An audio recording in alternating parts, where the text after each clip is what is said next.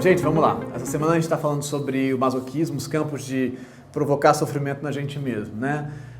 Sobre isso. Mas hoje a gente vai falar um pouco sobre a raiva. Como é que a raiva pode se voltar para a gente, né, em sistemas de punição e de briga com a gente mesmo. A raiva é uma das necessidades afetivas fundamentais que a gente tem. Se você não viu esse vídeo, vai ver esse vídeo aí embaixo. As 7 necessidades afetivas fundamentais. Por favor, assiste esse vídeo que faz diferença para a gente falar o que a gente vai falar. Mas enfim, a raiva é uma dessas necessidades, tá? Que a gente tem na vida. Quando que acontece a raiva? Vamos entender a raiva rapidamente aqui para a gente poder seguir. Quando a gente encontra desafios na vida, ameaças na vida, quando a gente encontra ameaças na vida, a gente tem três possibilidades.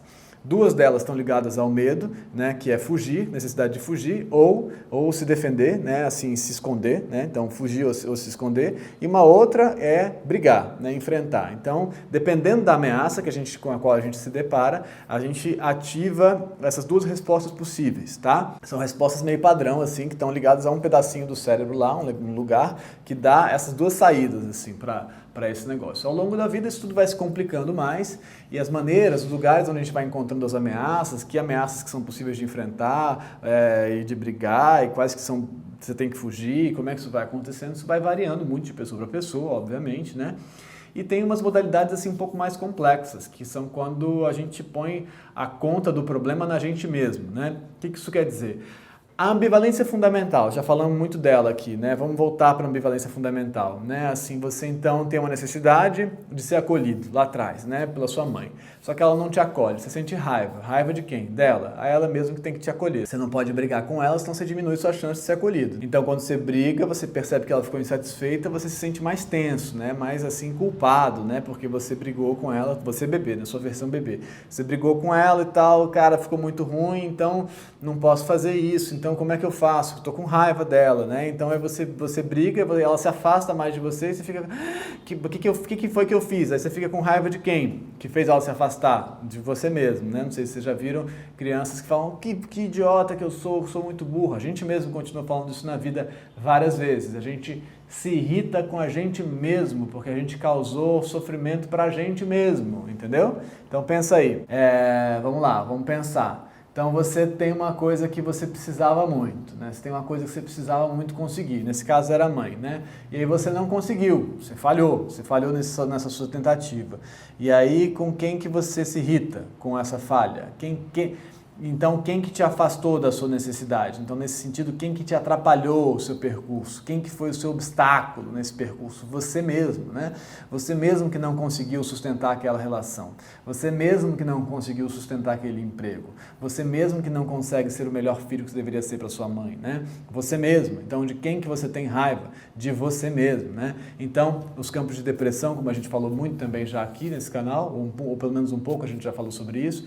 Nos campos de depressão, várias vezes a gente tem sistemas de autopunição muito intensos, porque a gente mesmo causou o nosso abandono. Tem tudo a ver com esse exemplo, né? Você tem a impressão de que foi a sua raiva, a sua irritação, a sua agressividade que afastou sua mãe. Então você fica com raiva de você, porque foi você que gerou isso, né? Foi você que gerou o seu problema, né? Então a raiva que seria voltada para fora, idealmente, para enfrentar um desafio fora, passa a se dobrar para dentro, né? Ela volta para você mesmo, porque o desafio parece ser você mesmo, entendeu?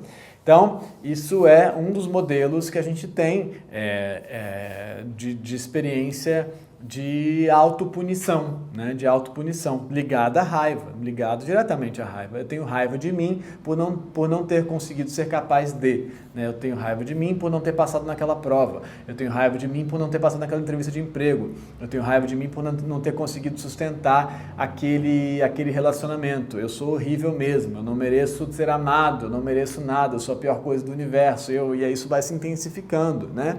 Tudo que dá errado na sua vida é culpa de quem, afinal? Sua. Porque lá atrás, como a gente já disse, e aí na adequação, como fundo, né? Aí na adequação muito intensa. Mas porque lá atrás, como a gente já disse várias vezes aqui, você não podia considerar que simplesmente a sua mãe estava a fim de fazer outra coisa que não fosse cuidar de você. Isso era muito mais doloroso, muito mais arriscado. Impossível de pensar, de falar, cara, ela não está a fim de mim, minha mãe, né? Minha mãe não está a fim de mim, ela não está a fim de você, a sua mãe. Então, é impossível de conceber isso. Então, você tinha que culpar alguém, você tinha que culpar alguém, e a culpa tem que ser de alguém, não pode ser da realidade necessidade que é difícil. Então de quem que ela tinha que ser? Sua, porque senão você ia ter que conceber a ideia de que a sua mãe não te ama tanto quanto você precisaria. Insuportável, é insuportável a ideia disso, né? Então você passa a fazer esse modelo. Tem gente que põe a culpa sempre no outro, né? Sempre do lado de fora. E a raiva vai para fora. Mas tem gente que faz a raiva virar para dentro. Isso tem tudo a ver com esse momentinho da história aí, com essa estrutura aí com a mãe, pai e tal. Se você vai botar na conta deles, na conta do outro, na conta do mundo, por não corresponder às suas necessidades narcísicas, né? Como todos nós temos narcisismo e tal, como já falei aqui muito nesse canal. Então, a culpa é do mundo ou a culpa é sua? Né? É o mesmo narcisismo que faz esse problema acontecer aí, né? Pensando na figura do narcisismo que a gente fala tanto, né? Mas a culpa pela sua necessidade de não ser satisfeita é do outro ou é sua, né? Isso é importante de entender na história, isso é importante de entender. Quando a gente vê como a gente atua hoje, na vida, assim, né, como é que a gente está atuando, a gente consegue entender a nossa história. Quando a gente consegue entender a nossa história, a gente consegue mudar como a gente atua hoje também, né? E por aí vai, né? O entendimento, a história. Ninguém muda o futuro sem entender o passado, mas enfim. Gente, como vocês estão? Escuta só, eu tô interrompendo esse vídeo de hoje que você estava vendo aí e tal, para fazer um convite para vocês. Para você, na verdade, né? É o seguinte, para todo mundo que me pergunta como é que faz para mudar, não tem resposta mágica para mudar os seus comportamentos, as suas sensações, as suas experiências na vida. Não tem resposta, não tem uma pílula que você toma. Mas um primeiro passo para você conseguir mudar é entender como é que você funciona e por que você funciona assim. Então, dá uma olhada no percurso da autoescrita que está aqui, que é uma ferramenta de entendimento. Não é uma resposta mágica, mas é uma ferramenta de entendimento. É um convite. Vai lá dar uma olhada. E depois a gente conversa por lá e entende como é que você pode olhar para a sua vida de um jeito assim um pouco mais esclarecido, com um pouco mais de noção de como é que você funciona e por quê. Beleza? A gente se vê por lá. Tchau. Vamos voltar para o vídeo agora. Tchau.